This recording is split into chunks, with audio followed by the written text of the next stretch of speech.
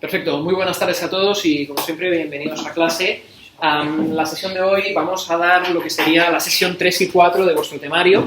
Entonces, ¿os acordáis? La semana pasada nos quedamos hablando del círculo virtuoso que representaba la revolución industrial vinculada a una revolución agraria que a su vez había traído una revolución social, que a su vez había traído una revolución demográfica, que a su vez había presionado respecto a la revolución tecnológica y cómo este, digamos, círculo virtuoso había llevado a ese gran desarrollo que era la revolución industrial, que a la postre también había llevado a su vez a una revolución política democratizante en Reino Unido y separada en el tiempo lo podemos llamar la revolución americana y la revolución francesa, ¿vale?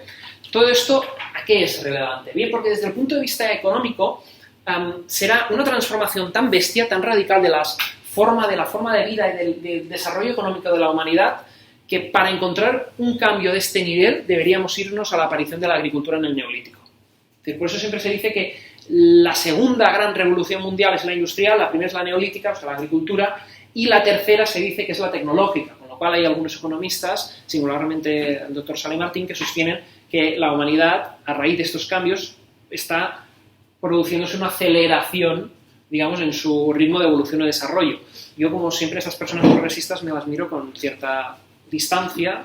No digo que no esté de acuerdo con ellos, digo que me lo miro con distancia porque soy consciente que el progreso puede ir adelante y atrás. O sea, no me creo la dogma de fe del progresismo por el que la humanidad solamente progresa hacia adelante, sino que precisamente la perspectiva histórica me enseña que el progreso va hacia adelante y se puede ir para atrás como los cangrejos, con lo cual, en todo caso, no es algo que haya que dar por supuesto siempre.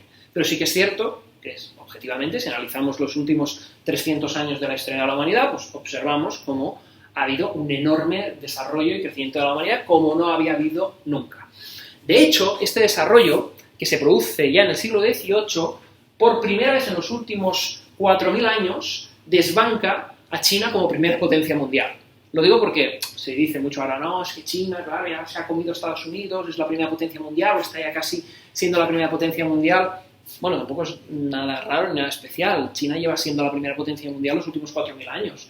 Lo raro, por decirlo así, ha sido el fenómeno europeo de los últimos 300, en los que los europeos les damos el sorpaso a los chinos y gracias a la revolución industrial llevamos a cabo una expansión, insisto, como no hay parangón.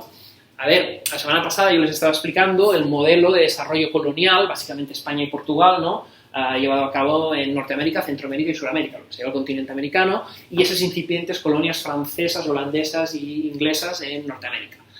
Pero claro, en el contexto de la revolución industrial, este proceso altera sustancialmente la lógica de relación con las colonias, ¿vale?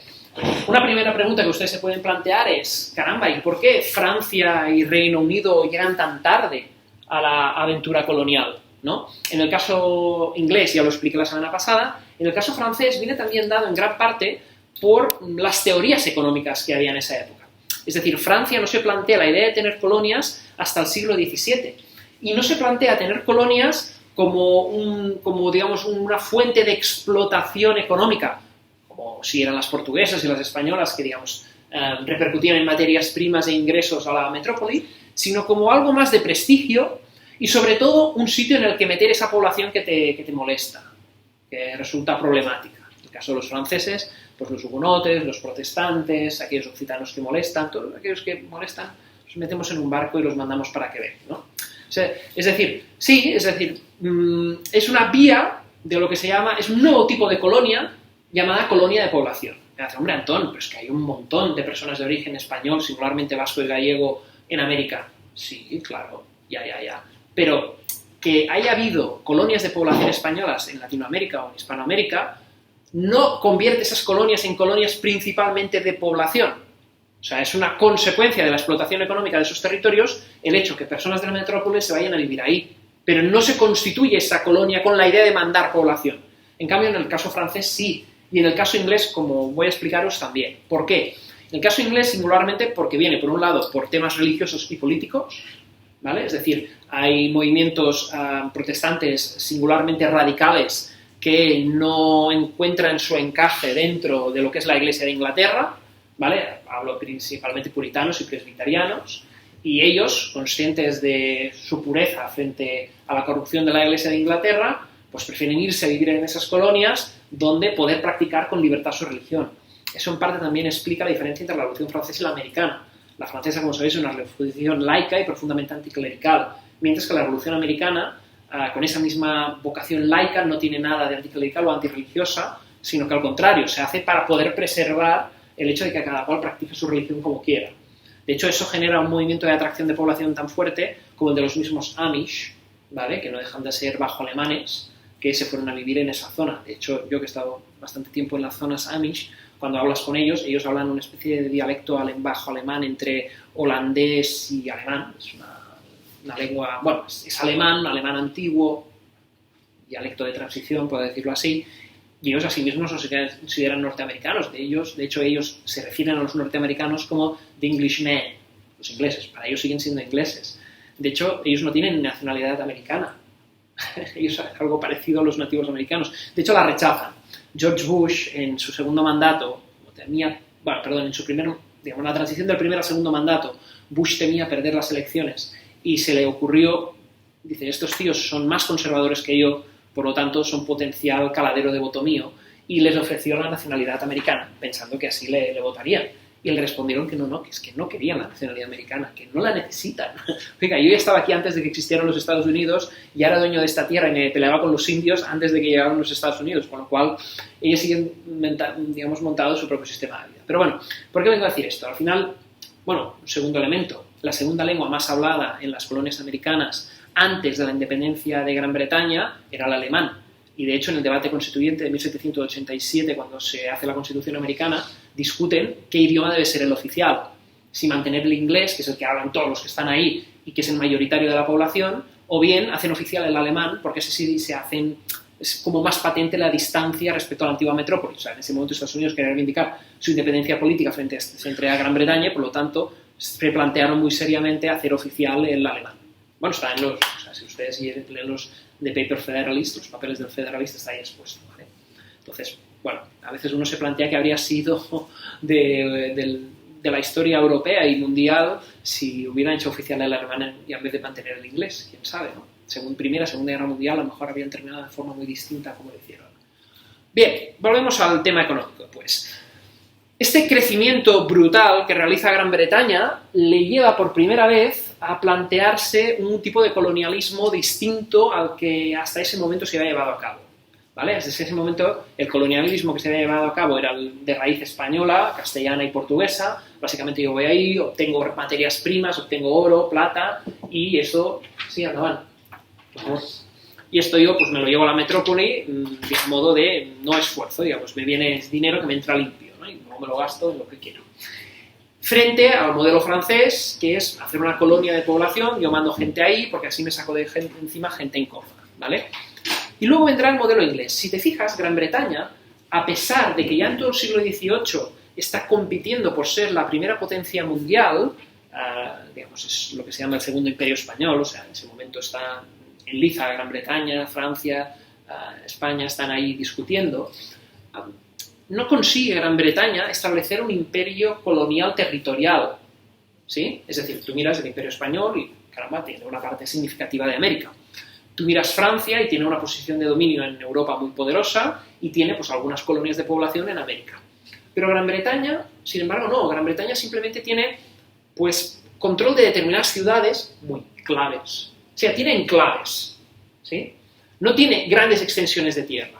Y esto no es porque sí, o sea, Gran Bretaña se habría podido plantear en algún momento, yo qué sé, conquistarle Nueva España, es decir, México a España, quizás. Pero no se lo plantea, ¿por qué? Porque no es su negocio. Es decir, el negocio de los ingleses, ¿cuál es? Controlar las rutas comerciales. Es decir, ¿cuál es su mentalidad? Controlar una gran extensión de tierra es caro. Necesitas mandar soldados, tienes que tener un control efectivo sobre el territorio y te pueden atacar otros imperios o otras potencias por otros lados, es complicado. Es algo que a ellos no les interesa. A ellos no les interesa territorios pequeños, es decir, fáciles de controlar, pero muy, digamos, escogidos, muy situados. Por ejemplo, Gibraltar, Menorca, cuando pierden Menorca se van a Malta. Es decir, controlar Jamaica, la isla, muy bien, controlamos la isla de Jamaica. Es decir, controlar determinados sitios concretos, ¿vale? Tener puestos avanzados en África, tener puestos avanzados en India, para tocar las narices a los portugueses, tener puestos avanzados, incluso en China, ¿no? Es decir, y controlar los mares. Eso es lo que ellos quieren.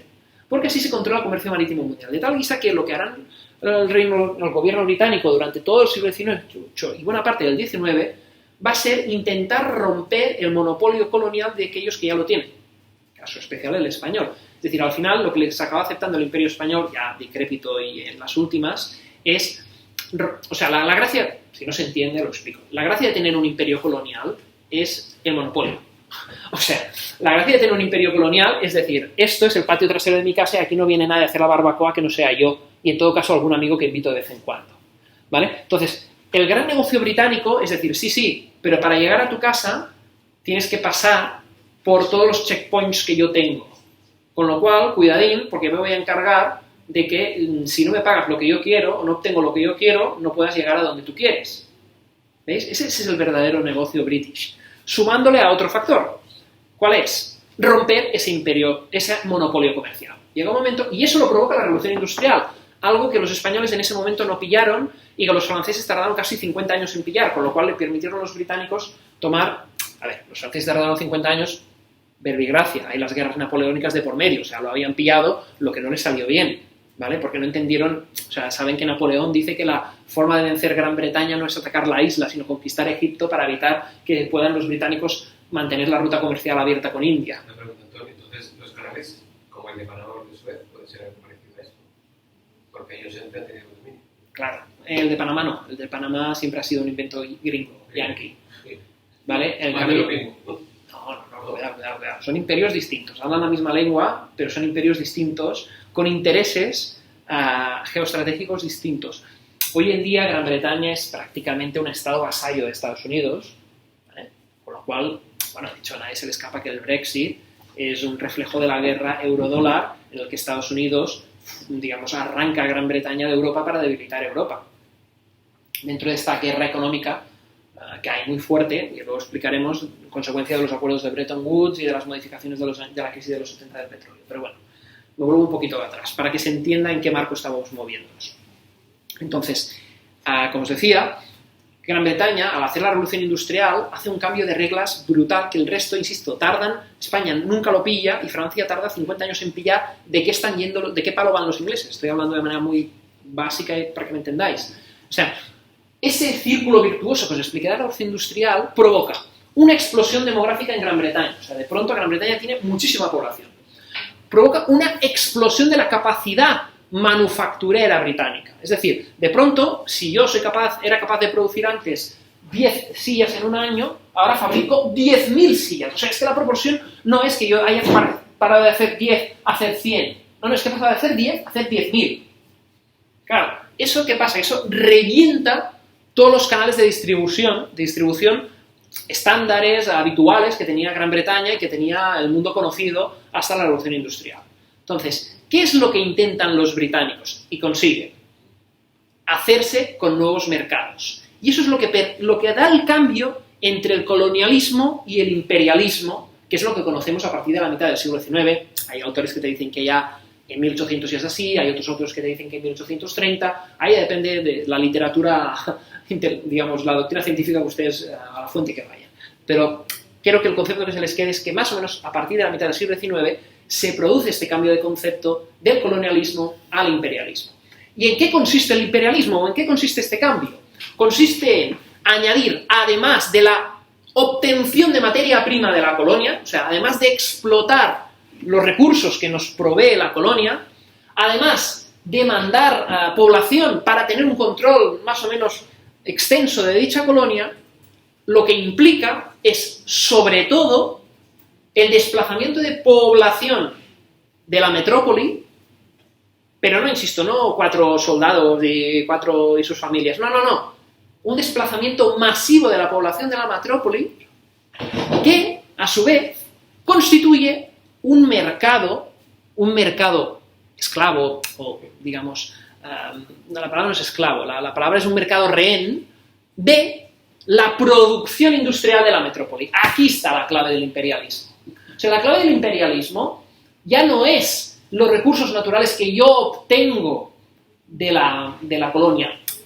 ¿Por qué? Porque más o menos, oye, sí, es importante los recursos naturales que obtienes de la colonia, pero donde yo hago la pasta es cuando me llevo esos recursos de bajo valor, me los llevo a la metrópoli y en la industria de la metrópoli transformo esos recursos y se los revendo a la colonia, a esa o a cualquier otra. ¿Por qué? Porque hay gente en esa colonia con el poder adquisitivo para poderme comprar ese alto valor añadido que yo he generado en la metrópoli. ¿Se entiende la raíz del negocio? ¿Hola? Sí. Señora Lara Valdivia, ¿me escucha? Sí. Ah, vale, es que parece como que se escucha de, digamos, de dónde está usted. ¿Quiere comentar algo? Ah, no, perdón, no sé, es que de pronto tenía usted el micrófono activado, perdone. Bueno, como os decía, es decir, la clave del imperialismo, así resumido rápido y mal, es que ya no me interesa obtener materias primas, o no solamente me interesa la colonia para obtener materias primas de la misma, sino que lo que me interesa es tener un mercado fuera de Europa al que yo le pueda vender ese producto de alto valor añadido que ha hecho mi fábrica en Europa.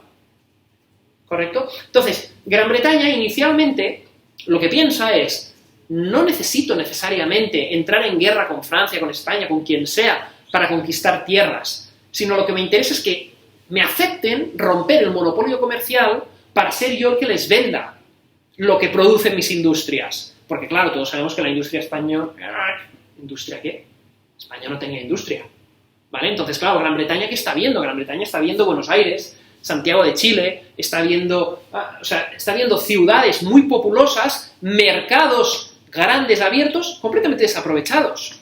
Desaprovechados del todo no, porque como saben ustedes, desde 1765, desde que se cierra la casa de contratación, por fin los catalanes, valencianos, aragoneses y mallorquines, por fin pueden comerciar con América con libertad, con lo cual la industria indiana catalana ya proveía a esos mercados, además con un régimen de monopolio, más o menos, con lo cual también permite que ya desde el siglo XVIII, con la industria del aguardiente, la industria catalana, en cierto modo, vaya despertando. ¿Vale? Digo 1765 porque antes de eso, a pesar de la situación política posterior a la guerra de sucesión, no era cierto que hubiera ya libertad de comercio con América, sino que había 1001 triquiñuelas montadas para conseguir vender a esas colonias. Pero bueno. Entonces, ¿el tema cuál es?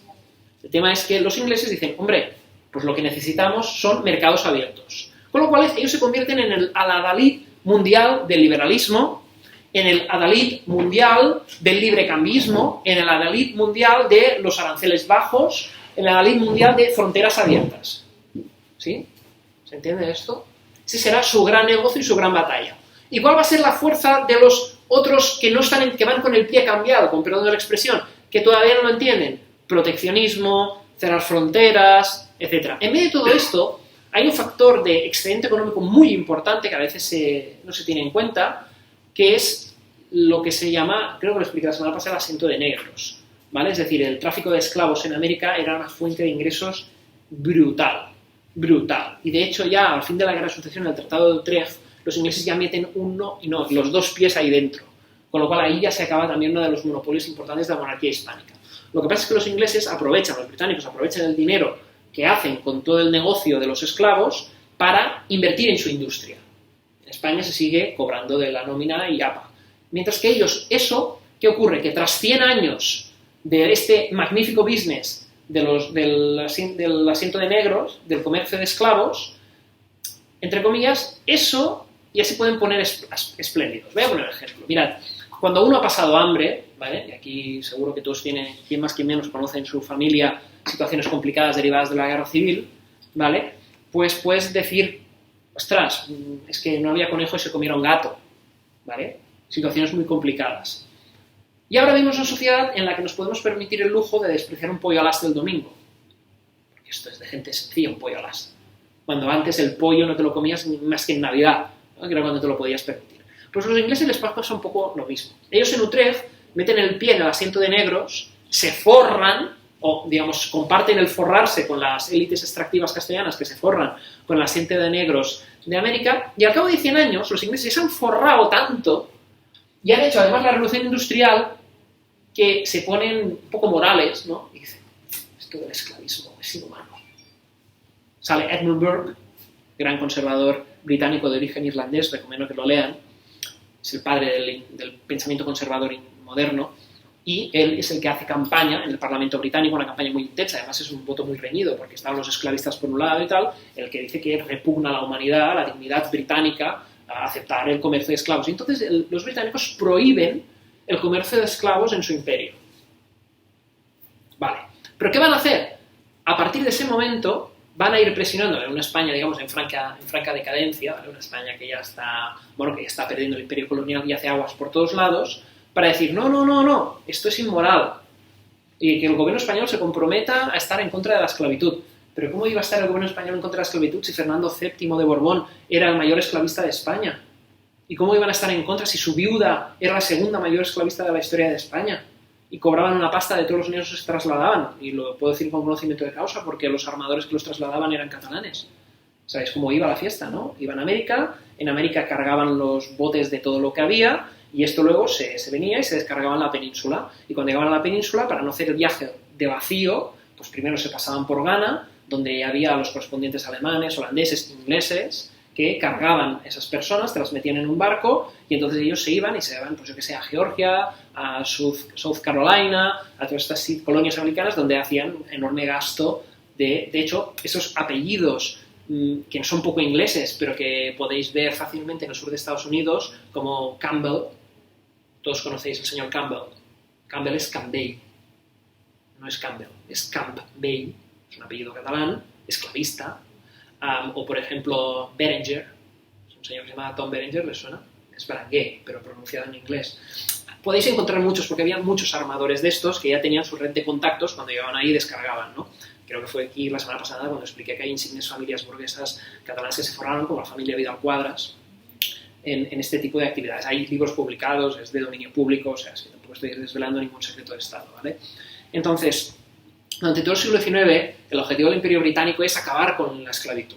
¿Por qué? Porque es un gran negocio, es el poco negocio que les quedan a los españoles que han perdido el Imperio colonial, básicamente en Cuba, Puerto Rico y lo que puedan vender a los americanos del sur, que tan business que también se les jode cuando se produce la guerra de secesión y el norte gana al sur, ¿no? Es decir, en el fondo el capitalismo lo que hace es destruir el colonialismo. El modelo extractivo del imperialismo colonial, que consiste en la explotación humana y de los recursos naturales de un territorio, es destruido, canibalizado por el propio capitalismo, el modelo imperialista capitalista que dice, no, ¿pero qué hacen comerciando con seres humanos? Somos mejores que esto. ¿Por qué? Porque vamos a convertir el ser humano en un consumidor y en un productor. No necesito que sea esclavo, lo que necesito es que haya gente que tenga el dinero para comprar el producto. El esclavismo es un atraso. Lo que necesitamos son máquinas, no esclavos, máquinas. Necesitamos producción industrial, homogeneizar producto y vender producto. Ese es el esquema del capitalismo. Eso es lo que hace el imperialismo, va en la letra. O sea, me da mucha risa. No, es que vivimos en un mundo globalizado y tal. El mundo está globalizado desde hace mucho tiempo. ¿Qué caramba se piensan ustedes que es el imperialismo? La globalización mundial. De hecho, esto que explico tiene, digamos, un par de vueltas de tuerca más, que son la colonización / el imperialismo europeo en África y Asia. ¿Por qué? Pues porque América ha vivido todos esos movimientos de emancipación que he expuesto, con lo cual, aunque hay algunos intentos poquito, por ejemplo, el intento francés de Napoleón III de establecer una colonia en México, saben ustedes que los franceses les dio la guerra de los pasteles, ¿les suena? Bueno, unos oficiales franceses que se liaron a tortazos con un pastelero mexicano y no le querían pagar el pastel y todo aquello, acabó en una guerra abierta entre México y Francia. Está bien, cuando una tontería como un pastel acaba en guerra. Y de ahí se derivó un intento de conquista mexicana, una conquista francesa de México, imponiendo, para más, perdón, me río, pero es que claro, austríacos y franceses se han pasado como 400 años de la historia europea dándose, y en esta época, en el siglo XIX, los franceses pusieron a un tal Maximiliano de Habsburgo, ¿vale?, como emperador mexicano, ¿vale? El imperio mexicano. Bueno, pues es un intento de establecer una colonia, un neocolonialismo francés en América, que evidentemente fracasa. ¿Vale? Fracasa estrepitosamente, entre otras cosas porque, como dice la doctrina Monroe, América para los americanos, es decir, América para los estadounidenses. Los Estados Unidos han echado a las potencias europeas porque ahora toda América es nuestro patio trasero. Eso es una doctrina, insisto, doctrina Monroe, del presidente Monroe, es muy antigua, ¿vale? Data de la década de 1840 en Estados Unidos. que no es algo reciente, es algo que llevan ya practicando muchos años, ¿vale? Entonces, como decía, el continente americano queda en cierto modo vetado a las veleidades colonialistas e imperialistas y se lanzan ¿dónde? A lo que queda libre, a descubrir todo lo que haya, ¿vale? Por ejemplo, bueno, de hecho Australia se la encuentran los británicos, están navegando por ahí y de pronto, vamos, les aparece un continente inesperado. No es del todo cierto que sea inesperado por una razón, porque ya hay navegantes españoles que en el siglo XVI manifiestan que hay unas tierras por ahí, lo que pasa es que nadie las explora, y hay navegantes holandeses anteriores a los ingleses que también las exploran, con lo cual no es cierto, digamos, que Australia fuera desconocida. Era desconocida la magnitud de Australia, se creía que eran unas islas más como las de Micronesia, ¿no? Entonces, bueno, alguien por primera vez navega en esa zona y se encuentra con Australia. Evidentemente, el dominio de Canadá, que es extensísimo, pero la colonización de esas tierras es como poco intensa, ¿vale? Entre otras cosas porque, bueno, saben ustedes que Australia era una colonia penitenciaria de los británicos, es decir, mandaban ahí a la gente que no cabía en Reino Unido, que era, digamos, incómoda, que eran delincuentes, pues ¿para qué vamos a tener gente convicta que los estamos manteniendo en la cárcel? Los mandamos ahí, total, en Australia no hay nada. Y ahora alguien debería levantar la mano y decir, hombre, Antón, no te pases como que nadie, había australianos ya. Había gente viviendo ahí. Sí, pero ya saben ustedes que los british en esto siempre han sido especialistas en cargarse aquello que no les gusta.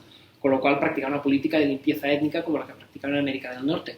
Con lo cual se los cargaron. De hecho, hasta fecha muy reciente, se han hecho verdaderas atrocidades con la población indígena de Australia, ¿vale? Los han encerrado en campos de concentración, los han fusilado, no les han reconocido sus derechos civiles, les han quitado sus hijos, les han hecho de todo. Los pueblos originarios de Australia se les ha hecho de todo. Incluso en Nueva Zelanda, claro, lo tenía más complicado porque había muchos maorís y les costó, pero aún así la aculturación o el etnocidio producido sobre la cultura maorí es de órdago, ¿eh?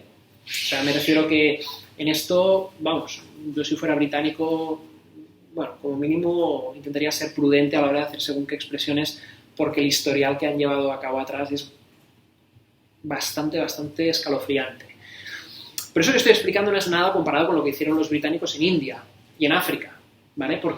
Y este es el cambio de mentalidad. Es decir, los británicos a partir del siglo XIX con su movimiento imperialista lo que hacen es decir, ya no me basta tener los mercados abiertos como he conseguido en el Imperio Español, rompiéndolo, para poder comerciar con libertad, sino lo que quiero es también tener un imperio extenso, tener mi coto privado. O sea, la idea es, vamos a generar también mi coto privado para la venta de mis productos y a la vez poder vender con libertad a todos los demás. O sea, esto es lo que en catalán llamamos hasta sea misa y repicant, ¿vale? Es decir, por una mano hablo del librecambismo, digo que todos los mercados deben estar abiertos para todos mis productos industriales y con la otra mano estoy construyendo un imperio colonial old style, bueno, old style no porque ya es imperialista, es un imperio colonial extractivo que además genera colonias de población, que además vende sus productos a esas colonias de población. Verbigracia, Sudáfrica, ¿vale? Verbigracia, Australia, Canadá, ¿vale? La India, ¿vale? El potencial del mercado indio, ¿vale? Por ejemplo, ¿cómo se produce la conquista británica de la India? Muy fácil, aplicando el método romano, aplicando el método de Alejandro Magno. Se presentan ahí en un contexto en el que el imperio mongol de India está de capa caída y se presenta como el garante de la libertad de los pequeños principados indios que se quieren emancipar de la dominación mongola. Esto ya lo hemos oído antes, ¿no? Con Alejandro Magno en Babilonia, con los romanos en la antigua Magna Grecia frente a Macedonia, es decir, y el que está oprimido siempre piensa que será mejor un opresor que queda lejos que un opresor que le queda cerca, ¿no? Que es más fácil estar oprimido por el Khan mongol de Delhi o estar oprimido por una reina de Inglaterra que Inglaterra está muy lejos de aquí. Claro, lo que no calculaban los pobres indios era que, bueno, que digamos, la superioridad tecnológica que acarreaban los british les iba a llevar a lo que se llevaba. También es verdad, como expliqué la semana pasada y la anterior, que India propiamente es un subcontinente, no es un país, no es una etnia, no es una cultura, no es una civilización, es un continente. Hay más de 2000 etnias distintas en India. Está dicho rápido, o sea, piensen que en toda la Tierra se hablan 7000 idiomas, se hablaban más, pero ahora quedan vivos unos 7000. De estos 7000, más de 2000 se hablan en India. Solo ahí ya, ¿vale? Con lo cual, y otros tantos en China, ¿no? Entonces, China en esto es un poquito especial, que en China sí que hay una etnia mayoritaria que es la etnia Han, que son el 90% de la población, que además están crecidísimos y han desequilibrado el equilibrio de esto. Esto es tremendo. Entonces, pero bueno, este es un poco el esquema de crecimiento del imperialismo. ¿Qué ocurre? Que evidentemente cada vez en la historia de la humanidad, en eso también los ingleses son grandes estudiantes de historia, saben que cuando aparece un gran imperio con esta vocación universal, que es lo que querían construir ellos, que es lo que hoy en día conocemos como el Commonwealth, automáticamente esto genera respuestas de gente que no, digamos, el resto no están conformes con eso, ¿vale? Entonces, primero tuvieron que rivalizar con Francia, luego rivalizaron con Rusia y finalmente rivalizaron con Alemania. ¿Pero qué hicieron los ingleses en esto? Decir, no me interesa una Europa unida. No les ha interesado nunca una Europa unida, con lo cual lo que les interesa, ¿no? Porque una Europa unida es peligroso para su negocio. Entonces, mejor una Europa desunida, meto cizaña entre los varios países europeos y, como dijo Condoleezza Rice respecto a Estados Unidos, US has no permanent enemies, has permanent interest. O sea, Estados Unidos no tiene enemigos permanentes, tiene intereses permanentes. ¿Vale? Pues esa es la cuestión. ¿Gran Bretaña qué hace? Gran Bretaña, digamos, en función del momento, se alía con quien toque para evitar que haya una potencia europea que sobresalga de las otras. ¿Vale? Normalmente o apoyando a un imperio que está de capa caída, o acelerando la caída para apoyar a otros que están y que equilibren la balanza, etc. ¿Qué le ocurre, sin embargo? Que respecto al reparto de África y respecto a Asia, se encuentra que ya tiene un competidor muy fuerte, que es Francia. ¿Por qué? Porque mientras los ingleses todavía están en Asia, en India, no sé qué, los franceses ya prácticamente se han comido mitad de África. Y la competencia con los franceses por África es muy acuciante. Entonces, ¿qué hacen los ingleses? Preservar estrictamente sus intereses, o sea, quieren ganancias territoriales, pero no quieren un gran imperio. Luego lo acaban teniendo, ¿eh? Pero como dicen ellos, no vamos a competir con los franceses por la extensión del imperio. Vamos a competir con ellos por la productividad del imperio. Entonces, el gran negocio que hacen los británicos, nuevamente, es un negocio comercial. Es decir, ellos cuando miran África, ¿qué ven?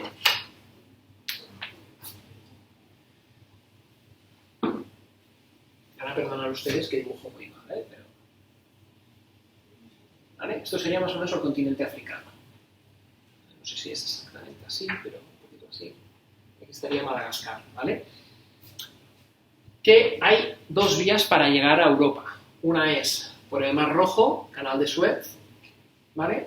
Y la otra es dando la vuelta a África, Cabo de Buena Esperanza, y dando toda la vuelta por aquí, ¿vale? ¿Por qué? Porque el movimiento económico pues, es de India, por decirlo así, y China, que pasa por aquí y va a Europa, que está aquí.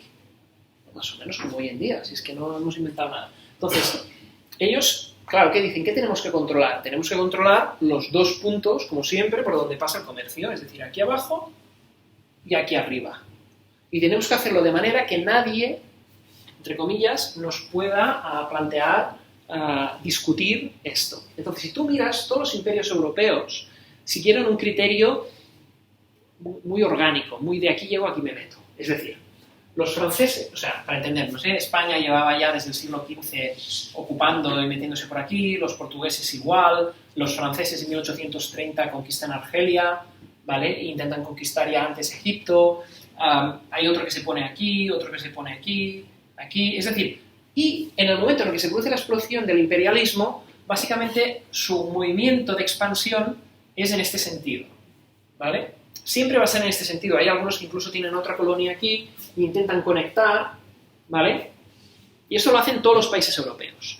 Algunos con más o menos éxito, evidentemente, ¿vale? En ese momento España ya no es un imperio de nada, es una potencia de cuarta división en el contexto europeo y por lo tanto no podemos... O sea, entendernos, Portugal tiene mejores colonias que España en el siglo XIX. O sea, Portugal hasta 1981 conservará las colonias de Angola y Mozambique, ¿vale? O sea... España se conformará con Fernando Po y la Guinea, que además las había perdido, ¿vale? O sea, no sabíais que estos pequeños territorios de aquí dependían de las dependencias de Río de la Plata. Entonces, cuando Argentina se independiza de España, pasan a ser territorio argentino. Lo que pasa es que los argentinos no mandarán nunca a nadie ahí, pasarán olímpicamente de todo porque consideran que les queda tan lejos que ni van ahí. Y entonces será en 1800 y pico que España... Claro, era territorio argentino, pero no van los argentinos, pues Y entonces el resto de países que quieren ocupar aquello dicen a España, oye, esto ya no es tuyo, ¿no? No es de nadie, porque como los argentinos pasan, y entonces España dice, no, esto era mío, yo tal, y van corriendo y meten la bandera. Pero si no, incluso habían perdido esto sin enterarse, ¿vale? Y entonces, pues bueno, como sabéis, está IFNI, está aquí Río del Oro, bueno, tal. Pero el resto de países, singularmente Francia, lo que quiere es un imperio continuo que cruce todo esto, ¿vale? ¿Qué es eso Gran Bretaña? No. ¿Es lo que intentará evitar Gran Bretaña de cualquier manera? Sí, como sea, de cualquier manera. ¿Por qué? Porque ¿qué es lo que quiere Gran Bretaña? Gran Bretaña quiere construir un ferrocarril que haga esto. Un ferrocarril que te conecte la ciudad del Cabo, el Cabo de Buena Esperanza, con el Nilo, con Suez, con Alejandría. Eso es lo que quiere el Imperio Británico, los ingleses. ¿Pero por qué? Muy fácil. Porque el que consiga atravesar África de arriba abajo por tren y controle las dos ciudades, nadie podrá pasar al otro lado sin pasar por caja. Y para conseguir esto harán lo que sea y se la harán con quien sea y venderán el alma al diablo si es preciso para conseguir esto. ¿Vale? Entonces, si a los portugueses no hay problema, porque los portugueses les deben la independencia de España a los británicos. O sea, en el momento en que, bueno, saben ustedes que lo que aquí conocemos como la Guerra dels Segadors y en Portugal la Guerra de Restauração, simplemente es que Portugal y Cataluña intentan independizarse de la monarquía hispánica, los catalanes buscan apoyo en los franceses y es un mal negocio, no te puedes fiar de ellos, y en cambio en ese sentido los ingleses resultan un socio mucho más fiable para los portugueses, ¿vale? Entonces, a partir de ese momento, por decirlo así, Gran Bretaña se asigna el papel de garante de la independencia del Imperio portugués y la conservación de las colonias de Portugal. Entonces, evidentemente, cuando Portugal intenta conectar sus dos imperios coloniales, pues evidentemente los ingleses hacen una llamada a Lisboa y dicen, cuidado, ¿qué dices que haces, chaval? ¿Sabes con quién estás? Tú no sabes con quién estás hablando. Perdone su vuecencia y se vuelven a retirar, ¿vale? Para evitar que los alemanes, que estaban haciendo lo mismo, que ocupan Camerún, etcétera, hagan lo mismo, bueno, pues se alían con el rey de los belgas y crean lo que hoy en día es el Congo, ¿vale? Antes Zaire y antiguo Congo belga, que será un dominio, no será de Bélgica, será un dominio personal del rey belga, un tipo al que, digamos, Inglaterra soborna expansivamente para evitar que franceses y alemanes metan mano a las riquezas, porque es un país inmensamente rico, ¿vale? Inmensamente rico. Y entonces, el tema es, ¿qué les damos a los franceses? Porque como son muy insistentes, pues mira, como los hemos cortado por aquí, les decimos a los franceses que todo esto que queda aquí es para ellos. Y como dijo un negociador británico en la conferencia de Berlín de 1885, dijo, le hemos entregado todo el Sáhara a los franceses para que sí, el gallo francés tenga suficiente arena a la que rascar con su patita y buscar gusanos. La mala hostia que lleva esto, porque de hecho estuvieron a punto en Fashoda de enfrentarse el ejército colonial a la legión extranjera, perdón, la legión colonial francesa con el ejército británico en Fashoda, el conflicto de Fashoda. De hecho, esto en el libro este que escribió Churchill, ¿cómo se llama? La conquista del Sudán, de 1898, lo explica. Cómo se encontraron los dos ejércitos, cómo los franceses resistieron a cañonazos y tal, y cómo se rindieron y tal, y con honores, eso siempre, que los franceses retiren la bandera con honores, se vayan con honores, pero se vayan, y se meten los británicos. Y además es muy bueno explicar cómo ellos conquistaron, o sea, ya controlaban Egipto, ¿vale? Y se lanzan a la conquista de Sudán, que como explica es un montón de tribus radicales islámicas, pero lo conquistamos, y su forma de conquistar el territorio de Sudán es avanza el ejército e inmediatamente construyen la vía del tren. Avanza el ejército y a construir la vía del tren. O sea, ¿por qué? Porque evidentemente les sirve para hacer llegar los suministros. ¿Vale?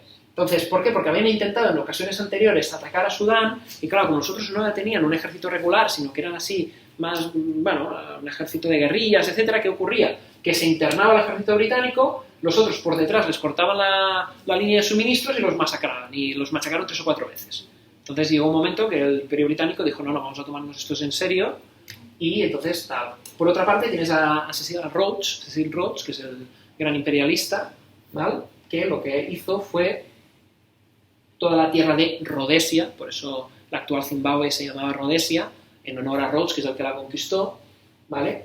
Y de ahí hasta llegar a Sudáfrica. El problema de Sudáfrica es que Sudáfrica tampoco es un país, es como una especie de comunidad de naciones en sí misma. En Sudáfrica hay como unas 36 etnias, 36 naciones. Hay algunas más importantes que otras, como los Xhosa, los Zulúes, etc.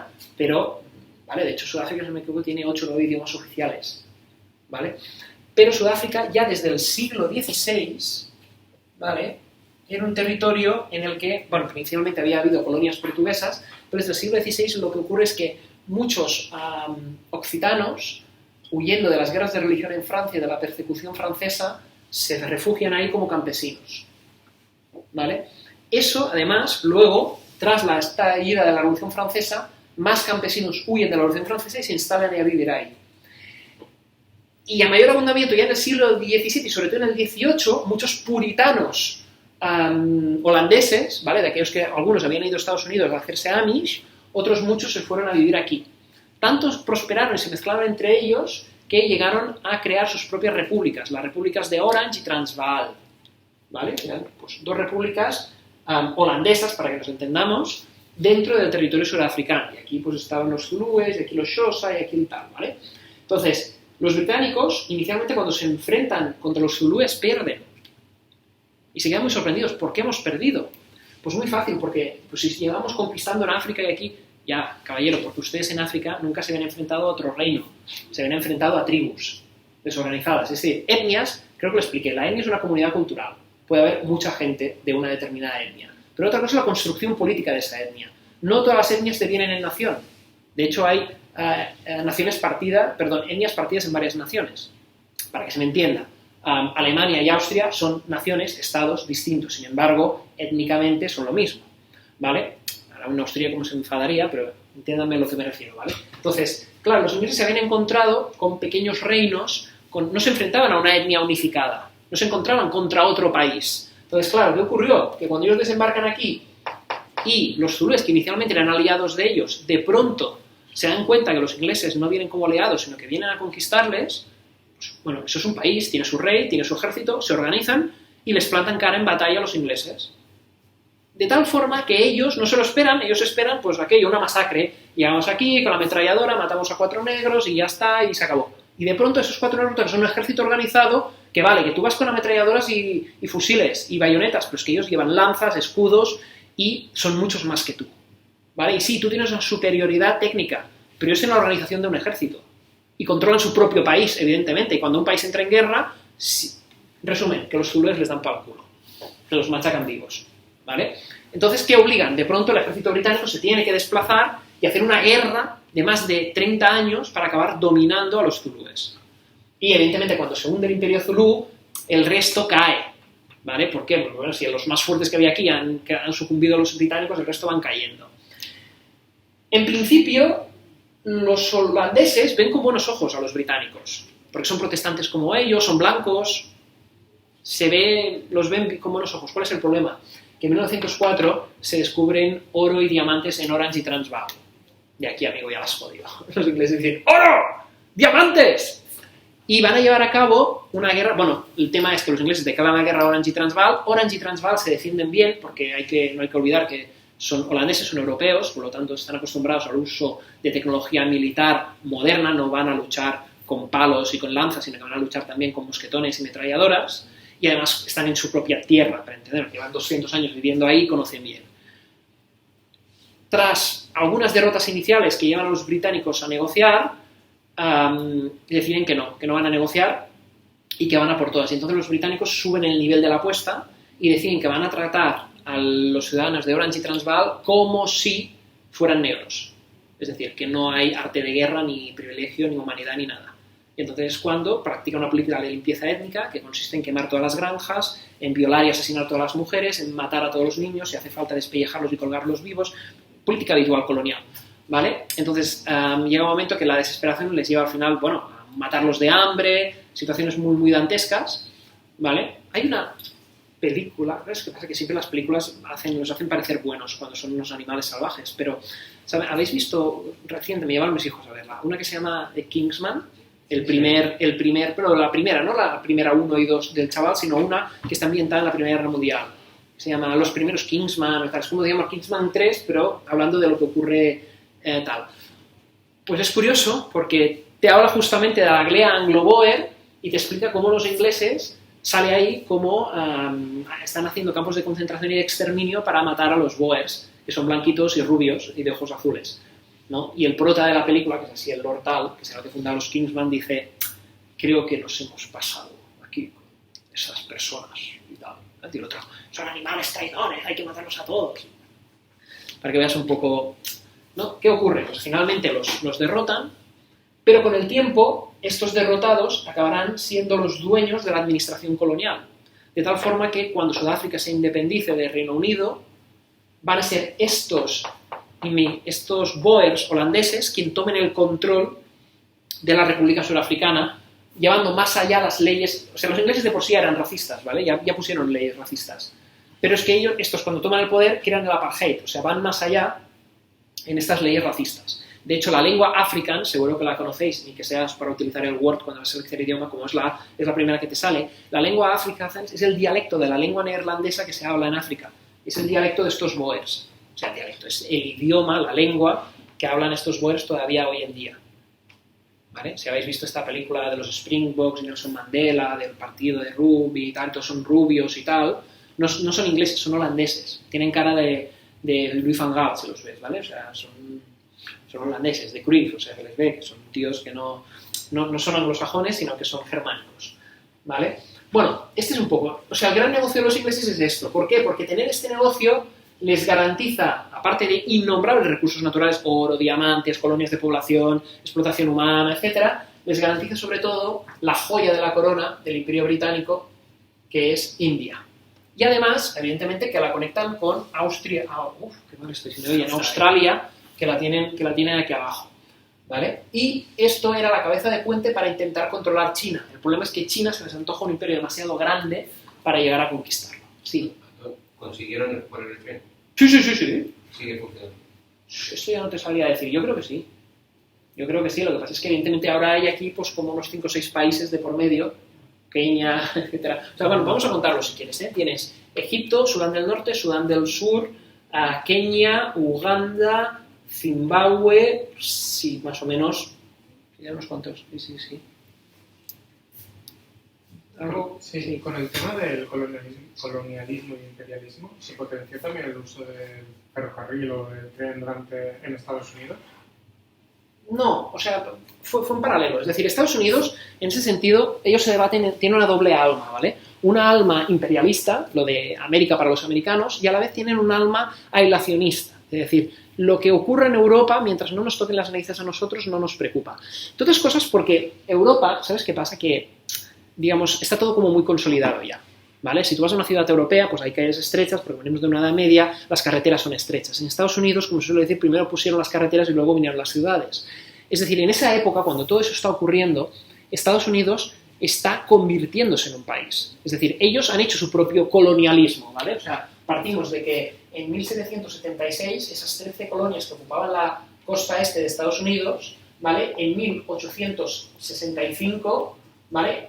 Han llegado a la otra costa, a Baja California, ¿vale? O sea, todo esto que estoy dibujando aquí se lo han comido en menos de 100 años. En tierras que, vale, si me coges Texas y me coges la Luisiana y tal, y habían sido más o menos europeizadas, pero a partir del Midwest hacia allí no había nada, ¿vale? O sea, cuando hablamos de que le quitan el 45% a los mexicanos de su territorio, es cierto, pero si hablas con cualquier mexicano te dirá, les fue tan fácil, además de la superioridad militar, porque casi no vivía gente ahí. Es decir, San Francisco era una pequeña colonia, ¿vale? Y Alcatraz era un pequeño faro de control de boyas, por decirlo así. Es decir, no es que hubiera una enorme población mexicana que fue expulsada de su casa y tal. No, y lo que había, evidentemente, eran muchas tribus nativas americanas nómadas que su forma de vida todavía era la de cazador-recolector, que se desarrollaba, digamos, en grandes territorios, ¿vale? Su forma de vida, su forma de desarrollo era esta. Claro, ¿qué ocurre? Mientras los europeos se dedican a hacer el animal y el salvaje en África y en Asia, y potencian el imperialismo, los americanos también hacen imperialismo, los estadounidenses, pero hacen imperialismo dentro de sus propias fronteras, ¿vale? Aquí es donde se produce el genocidio de todos los pueblos nativos, ¿vale?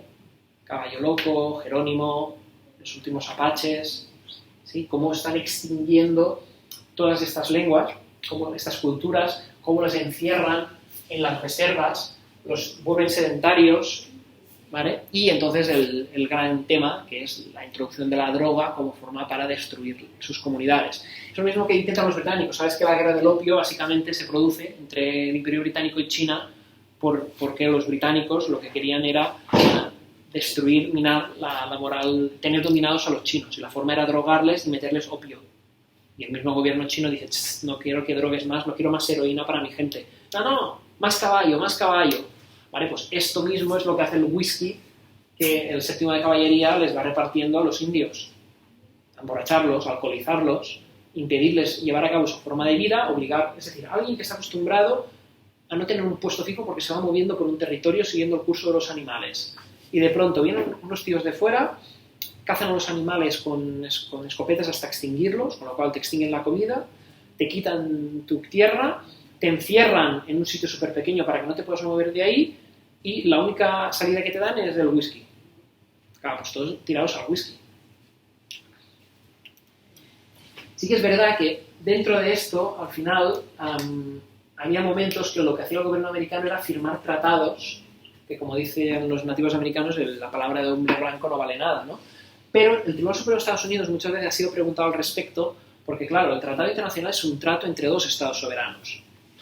Con lo cual no deberían llamarle tratado, o sí, porque si es un tratado, entonces Estados Unidos tiene responsabilidad internacional frente a las tribus originarias americanas. Con lo cual, Estados Unidos debería ser un queso gruyère, porque donde hay una reserva india, técnicamente hay un estado soberano.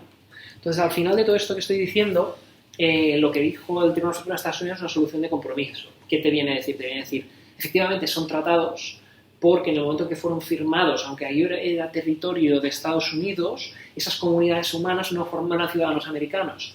Con lo cual sí que el gobierno americano está obligado a cumplir aquello, pero no le genera responsabilidad internacional porque está dentro de las fronteras de Estados Unidos.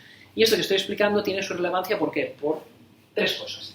La primera es porque recientemente en Oklahoma el Estado ha tenido que echarse para atrás respecto a una promoción y desarrollo que iban a hacer en una determinada zona porque infringía o vulneraba los límites de la reserva india. Y lo que ha dicho el Tribunal Supremo de Estados Unidos es que el Estado de Oklahoma no tiene competencias porque ese territorio no forma parte del Estado de Oklahoma. Es decir, lo que había hecho el Estado unilateralmente era decirles a los indios, mira, yo necesito pasar una autopista y meter aquí una industria y un no sé qué y hacer una promoción de casitas para blancos aquí. Y esto, ostras, os pilla este trozo de la reserva. Pues nada, mira, os damos este trozo de aquí y este trozo nos lo quedamos nosotros para hacer esto y los compensamos así. Y los indios dijeron, no, perdón, es que aquí justamente pues está mi casa y no me da la puñetera gana porque me tengo que volver a marchar y esto de aquí es un pedazo de desierto que no quiere nadie.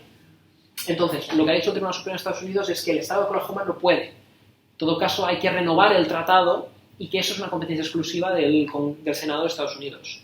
O sea, del Parlamento de Estados Unidos. No puede un Estado unilateralmente alterar las fronteras de una reserva. Esta es una de las cuestiones, lo cual tiene cierto sentido. Y por otro lado, volvemos al tema del alcohol y el tabaco y de las drogas. Al final, ¿qué han hecho los americanos? Los han encerrado en reservas, ¿vale? Como una forma de proteger y cultivar nuestra cultura y os vamos a dar una exención.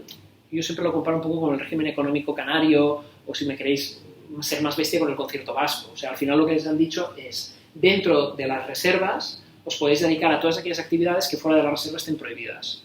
Pornografía, juego y alcohol. O sea, como Las Vegas, pero en pequeño. Claro, si tú vives, yo qué sé, aquí y Las Vegas te quedan muy lejos, solamente tienes que buscar dónde está tu reserva india más cercana. Entonces, eso se ha convertido en los reales, que se ha convertido en el gran business del que vive hoy por hoy las comunidades nativas americanas. Sí, también se dedican a hacer botas, sombreritos y masticar, ¿cómo se llama aquello? El caballo, ¿no? Cipolle, ¿cómo se llama? El peyote. Masticar peyote y estas cosas. Pero sobre todo de lo que les da de comer es del negocio de los casinos. Y el negocio del casino lleva aparejado el resto, el alcohol, las drogas y la prostitución. ¿Vale? Bueno, recapitulemos. Entonces, en el siglo XIX, en este contexto de imperialismo, se produce económicamente lo que se va a llamar la segunda revolución industrial. Así como la primera revolución industrial es una revolución textil, es una revolución de carbón, ¿vale? Es una revolución de hierro, ¿vale? La segunda de máquina de vapor, es decir, una revolución del ¿cómo se llama? Del barco de vapor, etc. La segunda revolución industrial, en la que ya están metidos de lleno Francia, en la que está metida de lleno Alemania, en la que ya está metida de lleno Estados Unidos y en la que se apunta Japón, el Japón Meiji a partir de 1870, y Alemania también, como decía, es una revolución que estará fundada en electricidad, petróleo, acero, ¿vale? Y ferrocarril. Estos serán los elementos clave de la segunda revolución industrial, ¿vale? En cierto modo, los británicos, no digo que pierdan pistonada, porque evidentemente pues, controlan los recursos mundiales en ese contexto, pero es verdad que les salen competidores muy importantes. Es decir, en ese momento, siempre me gusta explicar que hasta 1890, el gran competidor del Imperio Británico, mucha gente que han estudiado historia y te dice, no, era el Imperio Alemán. No, de hecho eran aliados. Ya se encargaba Bismarck de no cabrear a los ingleses. El gran competidor de los ingleses era Rusia, la Rusia zarista, porque se está expandiendo por Asia de una forma brutal, consolidando las conquistas de siglos anteriores, y claro, iba bajando, y desde ahí podía amenazar Persia, podía amenazar India, podía amenazar China, con lo cual la extensión que estaba tomando Rusia en un imperio continuo asustaba y mucho a los ingleses, porque además decían, estos tíos no necesitan el mar, porque claro, tienen un imperio continuo en la tierra. Lo que dejó de asustar justamente a los ingleses fue darse cuenta de que, vale, que Rusia tenía una extensión, pero estaba escasamente poblada, gran parte de esa extensión, y estaba en un régimen feudal. De hecho, el feudalismo fue legal en Rusia hasta 1864. O sea, dicho de otra manera, el feudalismo no se abole en Rusia hasta 1864. ¿Vale? Y evidentemente, pues Rusia no tenía ningún tipo de capacidad industrial, ni de desarrollo, ni nada, de nada. Y por eso los alemanes les dan por pelo en la Primera Guerra Mundial. Lo digo porque Alemania perdió la Primera Guerra Mundial, pero derrotó a Rusia. ¿Vale? Y de ahí el Tratado de Brest-Litov y cómo acaba todo el tema. Bueno, entramos ya en otra dinámica. Pero bueno, entonces es a partir de 1890 que Gran Bretaña observa que el enemigo a batir no es Rusia y se centra en el Imperio Alemán. ¿Vale? Y a partir de ahí pues nace toda esa tensión. De hecho, en 1885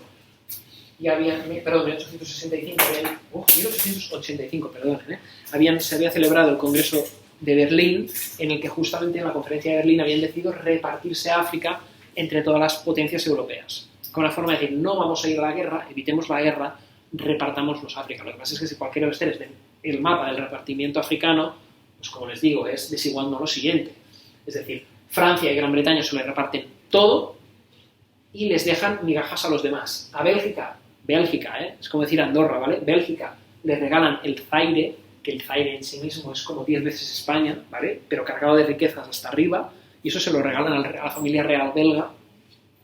Y entonces a Alemania pues le dan 2 terrenos desérticos que no quiere nadie. Le dan 2 terrenos desérticos a Alemania. El Imperio Austrohúngaro le dicen que no se merece nada y no le dan nada, ¿vale? Lo digo en un contexto en el que el Imperio Austrohúngaro es el imperio europeo territorialmente más grande de la época, ¿vale? Y no le dan nada. Bueno, o sea, se produce un reparto muy desigual, pero los alemanes tragan con tal de no cabrear a los ingleses y no provocar una guerra, ¿vale? Vía Francia, es decir, el tonto útil de toda la película siempre es Francia, ¿vale? No, lo digo porque muchas veces, la Francia, tío, si usted tiene una visión económica de la historia europea, se dará cuenta que Francia ha sido el tonto útil utilizado por los ingleses desde hace más de 200 años. Es decir, cuando los ingleses ven a los alemanes como un peligro, ¿qué hacen? Acojonan a los franceses. Cuidado con los alemanes que os van a dar, cuidado con los alemanes que os van a dar. Y eso sí, a Francia le damos 1/3 del Sáhara entero para los franceses. Que el gallo tenga campo para correr.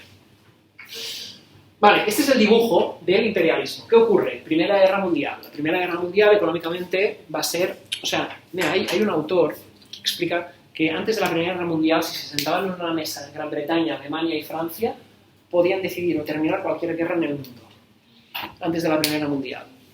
De hecho, las potencias europeas controlaban el 80% del territorio mundial y el 98% del territorio africano. Está hecho rápido esto, ¿vale? Además, los europeos éramos el 30% de la población mundial. ¿Alguien sabe qué peso representamos los europeos a día de hoy?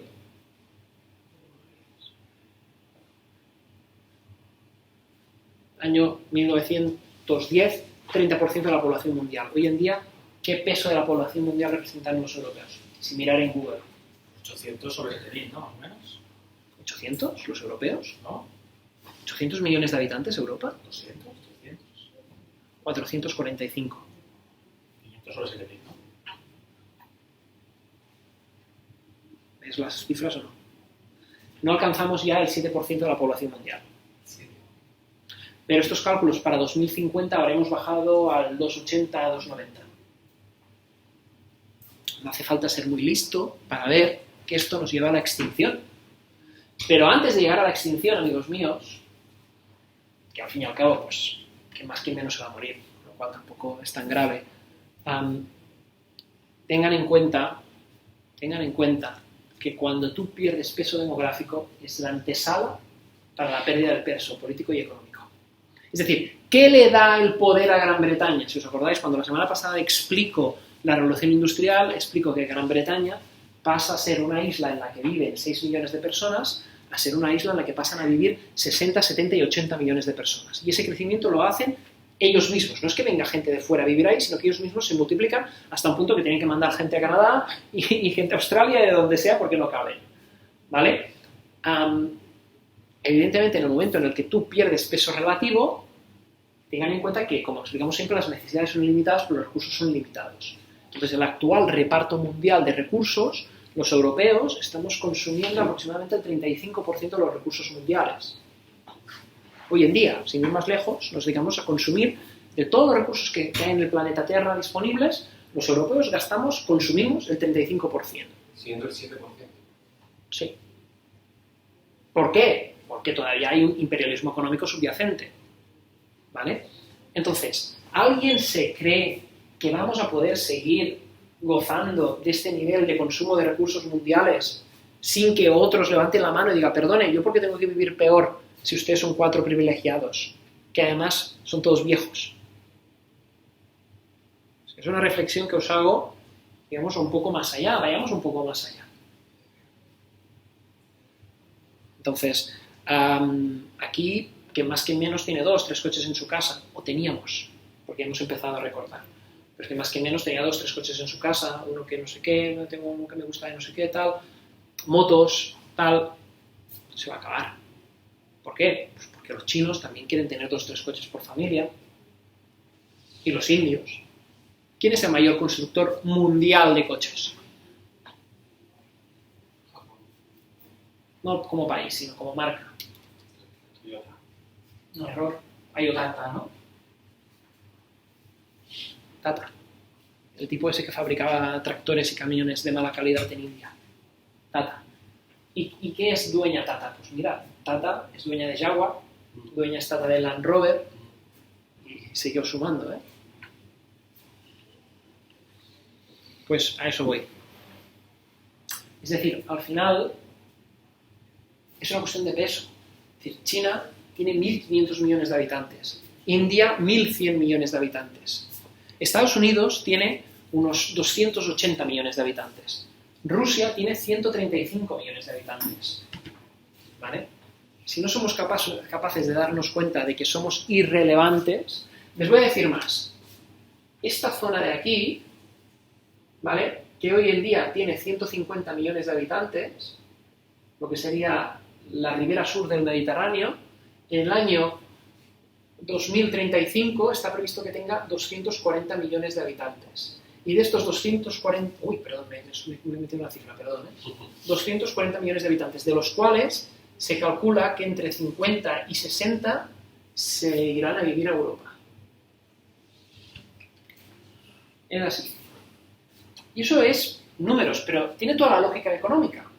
Es decir, todavía hacen falta personas para desarrollar la economía. ¿Vale? Entonces, mientras hagan falta personas, vendrán personas, ¿pero por qué? Porque nosotros no tenemos en este momento una pirámide de población capaz de generar reemplazo poblacional. No la tenemos. O sea, cuando alguien les venda un discurso populista, racista, ya les dije que yo no creo en la existencia del racismo sencillamente porque no existen razas, con lo cual, es decir, que a alguien les haga un discurso de unicornios, pero es que no existen los unicornios, ¿vale? Entonces, él solo se desacredita. ¿vale? Pero cuando alguien les haga un discurso racista o populista, lo primero que tienen que valorar cuando les hagan esto es decir, ¿es consciente usted que económicamente nuestra pirámide de población es lo que se llama pirámide de taúd? Y el taúd invertido. Es decir, cuando una sociedad se extingue... perdón, es que a veces... sí, es que... ese es el taúd, exacto. Esta es nuestra pirámide de población. Es decir, tenemos... ¿Ven que les recuerda un ataúd? Pues en demografía, este modelo de crecimiento me da mucha risa porque esto hay alguien que lo llama tal y luego hay estos que no. Parece como que si cambias las palabras luego no hay problemas, ¿no? Esos eufemismos. Esto le llaman modelo de desarrollo demográfico de país desarrollado. Entonces, yo por ejemplo, cuando estudiaba la carrera, me ponían en un examen este y luego me ponían este.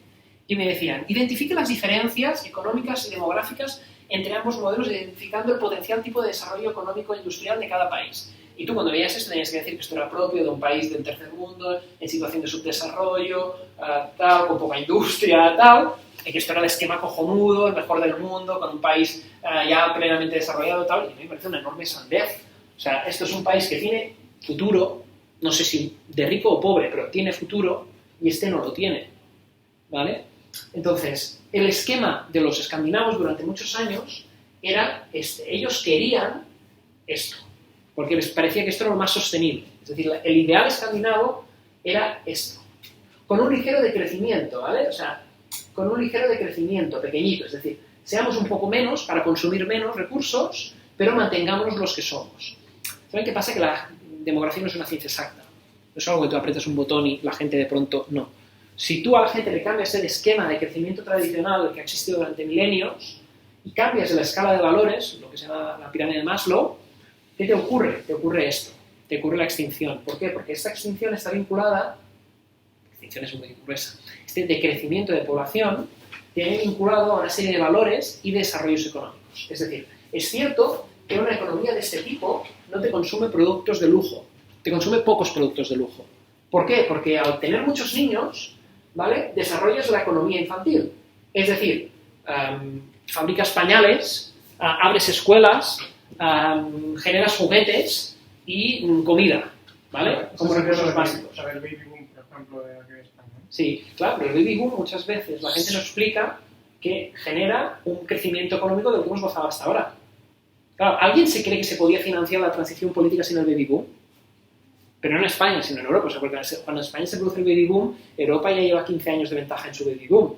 Es decir, el baby boom es consecuencia de un contexto. Una cosa que la gente a veces soslaya o no quiere reconocer es que las guerras son un negocio cojonudo para los países. ¿Vale? ¿Por qué? Porque te cargas gente buena, con lo cual de pronto hay un gap, nos falta gente, con lo cual el inútil encuentra trabajo. ¿Vale? Entendedme, todo el mundo pasa a tener trabajo, ¿vale? En una situación de pleno empleo, y además todo está por reconstruir.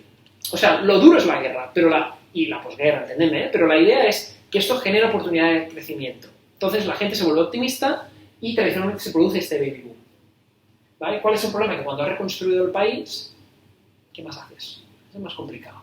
Por ejemplo, cuando China entra a la OCDE a partir del año 93, ¿vale?, y empieza su crecimiento económico, China estaba teniendo un crecimiento económico de 2 dígitos anual, de 15, 20%. Hay algún año que incluso China creció, creo, 24, 25% anual. Una salvajada, ¿vale? Y todos, ¡oh, el crecimiento chino, guau! Ya, pero, oiga, ¿sabe de dónde venía China?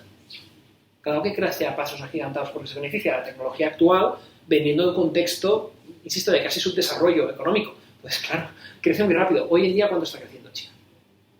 Un poquito. 5, 3, 4, 5%. Y es, ¡guau! ¿Por qué? Porque has alcanzado esa madurez de desarrollo en el que ahora el crecimiento ya no es una economía de escala que consiste en producir más que, sino que tienes que generar valor añadido. Y esto cuesta dinero. Entonces, cuando tú llegas a un contexto de crecimiento de valor añadido, que es lo que nos pasa a los europeos, generar crecimiento es mucho más difícil.